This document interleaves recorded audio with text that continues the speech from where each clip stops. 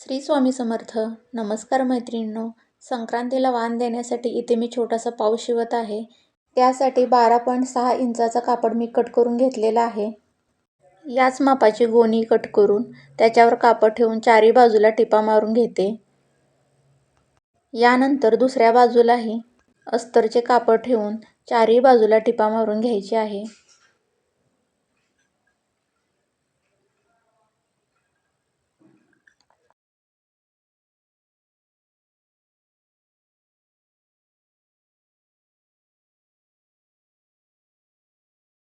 टीप मारून झाल्यानंतर राहिलेलं एक्स्ट्राचं कापड इथे मी कट करून घेत आहे. नंतर 6 इंचाची जी बाजू आहे त्याच्यावर चेन उलटी ठेवून टीप मारून घ्यायची.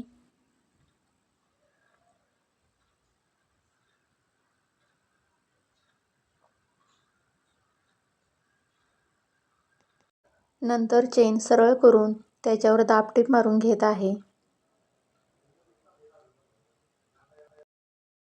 अशाच पद्धतीने दुसऱ्या बाजूलाही चेन लावून घेणार आहोत. ही बघा, दुसऱ्या बाजूला अशी मी चेन उलटी ठेवलेली आहे आणि त्याच्यावर टीप मारून घेते.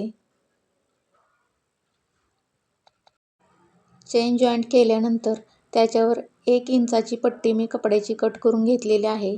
ती त्याच्यावर ठेवून पुन्हा जॉईंट करून घेते. अशी त्याच्यावर टीप मारल्यानंतर रनरमध्ये धागे दोरे अडकत नाहीत, त्यामुळे ही कापडी पट्टी जॉईंट करून घ्यायची. हे बघा, अशा पद्धतीने कापडी पट्टी लावून घेतल्यानंतर चैनीवर दाबटीप मारून घ्यायची.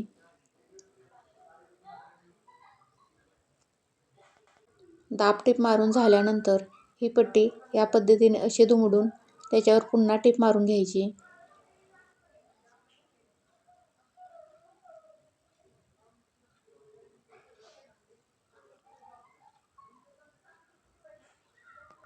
त्यानंतर त्यात रनर फिक्स करून घ्यायचा.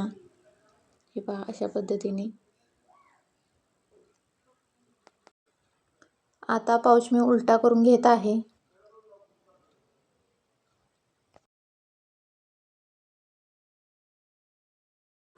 पाऊच उलटा करून घेतल्यानंतर त्याच्या मध्यभागी हे पहा, असं सेंटरला मार्क करून घ्यायचा आणि मार्क करून घेतल्यानंतर अशा पद्धतीने पाऊच दुमडून घ्यायचा आणि त्याच्यावर टीप मारून घेत आहे.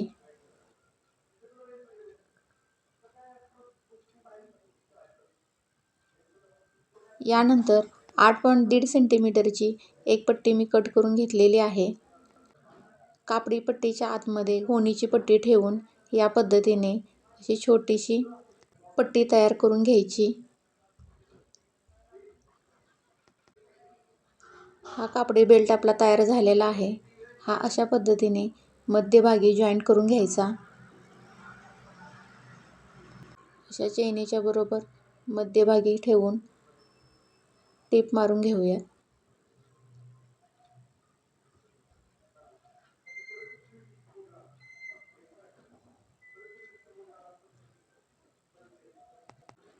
हा असा पाऊच तयार झालेला आहे. कॉईन ठेवण्यासाठी हा छोटासा पाऊच खूपच छान तयार होतो. कपड्याच्या छोट्याशा तुकड्यापासून हा असा सुंदरसा पाऊच तयार झालेला आहे. हा पाऊच कसा वाटला तो कमेंट करून नक्की सांगा आणि चॅनेलला सबस्क्राईब करा. धन्यवाद.